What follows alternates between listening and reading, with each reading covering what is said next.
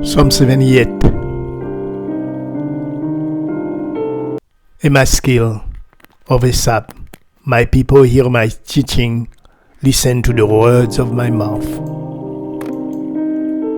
I will open my mouth with a parable. I will utter hidden things from of old, things we have heard and known, things our ancestors have told us. We will not hide them from their descendants. We will tell the next generation the praiseworthy deeds of the Lord, His power and the wonders He has done. He decreed statutes for Jacob and established the law in Israel, which He commanded our ancestors to teach their children, so the next generation would know them, even the children yet to be born, and they in turn would tell their children. Then they would put their trust in God and would not forget His deeds, but would keep His commands. They would be like their ancestors, a stubborn and rebellious generation, whose hearts are not loyal to God, whose spirits were not faithful to Him. The men of Ephraim, though armed with bows, turned back on the day of battle. They did not keep God's covenant and refused to live by His law. They forget what He had done, the wonders He had shown them. He did miracles in the sight of their ancestors, in the land of Egypt, in the region of Zoan. He divided the sea and led them through. He made the water stand up like a wall. He guided them with the cloud by day, and with light from the fire all night. He split the rocks in the wilderness and gave them water as abundant as the seas. He brought streams out of a rocky crag and made water flow down like rivers. But they continued to sin against Him, rebelling in the wilderness against the Most High. They willfully put God to the test by demanding the food they crave. They spoke against God. They said, "Can God really spread a table in the wilderness? True, He struck the rock and water gush out and streams flow abundantly. But can He also give us bread? Can He supply meat for His people?" When the Lord heard them, He was furious. His fire broke out against Jacob, and His wrath arose against Israel, for they did not believe in God or trust in His deliverance. Yet He gave a command to the sky above and opened the doors of the heavens. He rained down manna for the people to eat. He gave them the grain of heaven. Human beings ate the bread of angels. He sent them all the food they could eat. He let loose the east wind from the heavens, and by His power made the south wind blow. He rained meat down on them like dust, birds like sand on the seashore. He made them come down inside their camp.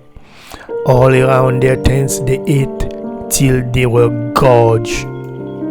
He had given them what they craved, but before they turned from what they craved, even while the food was still in their mouths, God's anger rose against them.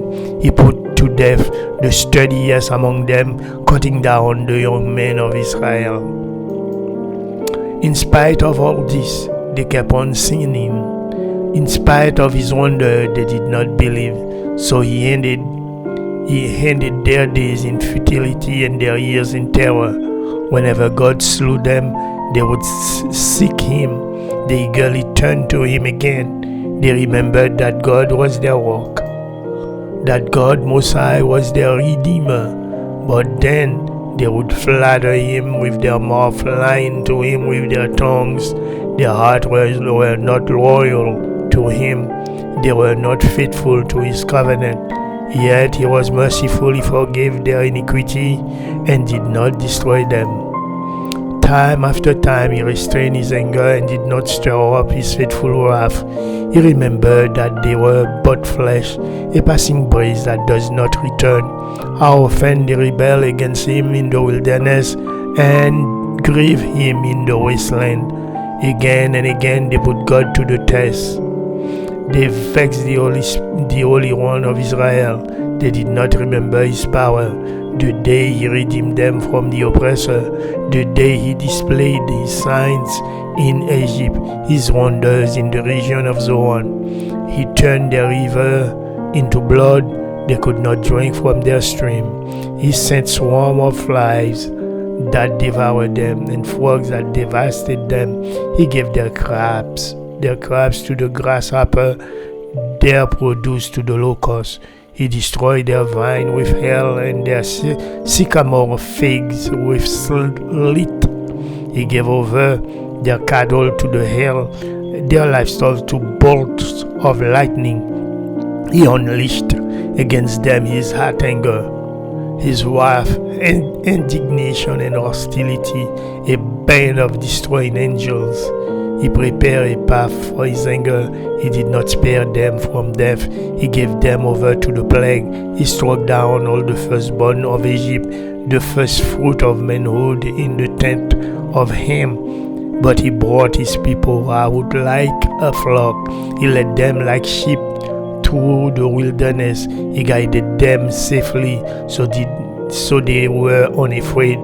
But the sea engulfed their enemies, and so he brought them to the border of his holy land, to the hills country his right hand had taken. He drove out nations before them and allotted their lands to them as an inheritance. He settled the tribes of Israel in their home, but they put God to the test and rebelled against the Most High. They did not keep his statutes like their ancestors. They were disloyal and faithless, as unreliable as a faulty bow. They angered him with their high places. They arose his jealousy with their idols. When God heard them, he was furious. He rejected Israel completely. He abandoned the tabernacle of Shiloh, the tent he has set up among humans. He sent the ark of his might into captivity, his splendor into the hands of the enemy. He gave his people over to the sword. He was furious with his inheritance. Fire consumed their young men, and their young women had no wedding song. Their priests were put to the sword, and their widows could not weep. Then the Lord awoke as from sleep, as a warrior wakes from the stupor of wine. He beat or bagged his enemy. He put them to everlasting shame. Then he rejected the tents of Joseph. He did not choose the tribe of Ephraim, but he chose the tribe of Judah, Mount Zion, which he loved. He built his sanctuary like the heights, like the earth that he established forever. He chose David his servant and took him from the sheep pens. From tending the sheep, he brought him to be the shepherd of his people, Jacob of Israel his inheritance. And David shepherded them with integrity of heart, with skillful hands he led them.